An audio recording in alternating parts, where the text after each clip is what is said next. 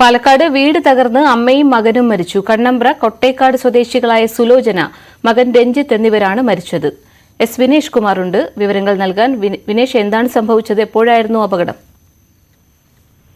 പാർവതി, ഇന്ന് രാവിലെ 6 മണിയോടുകൂടിയാണ് സംഭവം. കൊട്ടേക്കാട് മുസ്ലിം പള്ളിക്ക് എതിർവശം താമസിക്കുന്ന സുലോചന 54 വയസ്സ്, ഇവരുടെ മകനായ രഞ്ജിത്ത് 33 വയസ്സ് എന്നിവരും ഇത് ഉറക്കത്തിനിടയിലാണ് ഇവിടെ വീട് തകർന്നത്. ഇവിടെ ഓട് വീടായിരുന്നു. ഇത് മഴ നനഞ്ഞ് ഒരു ഭാഗം കുതിർന്നിരുന്നു. ആ ഭാഗമാണ് തകർന്ന് ഇവരുടെ ബെഡ്റൂമിലേക്ക് തകർന്നു വീഴുകയാണ് ഉണ്ടായത്. ഉടൻ തന്നെ ആലത്തൂർ താലൂക്ക് ആശുപത്രിയിലേക്ക് കൊണ്ടുപോയെങ്കിലും 2 പേരും മരിച്ചിരുന്നു എന്നാണ് ഇപ്പോൾ പോലീസ് പറയുന്നത്. ഫയർഫോഴ്സ് ആണ് എത്തിയാണ് വീടിന്റെ ചുമരിടിഞ്ഞ് വീണവരെ ഫയർഫോഴ്സ് എത്തിയാണ് പുറത്തെത്തിച്ചത്. ഫയർഫോഴ്സ് ഉടൻ തന്നെ ഫയർഫോഴ്സിന്റെ തന്നെ ആംബുലൻസിലായിരുന്നു താലൂക്ക് ആശുപത്രിയിലേക്ക് കൊണ്ടുപോയത്.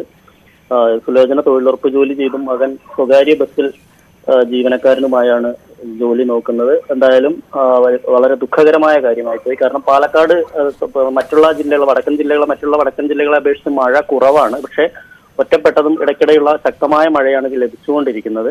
എന്നാൽ പോലും ഇങ്ങനെയൊരു ദുരന്തത്തിലേക്കാണ് ഒരു കുടുംബത്തിലെ 2 അംഗങ്ങൾ, മറ്റാരും വീട്ടിലുണ്ടായിരുന്നില്ല, 2 അംഗങ്ങളും ഒരു ദുരന്തത്തിലേക്ക് പോയി എന്നുള്ളതാണ് ഇതിനകത്ത് ദുഃഖകരമായ ഒരു കാര്യം. ശരി. പാലക്കാട് വീട് തകർന്ന് അമ്മയും മകനും മരിച്ചു. കണ്ണമ്പ്ര കൊട്ടേക്കാട് സ്വദേശികളായ സുലോചന, മകൻ രഞ്ജിത്ത് എന്നിവരാണ് മരിച്ചത്. വിവരങ്ങൾ നൽകിയത് എസ് വിനേഷ് കുമാർ, പാലക്കാട് നിന്നും.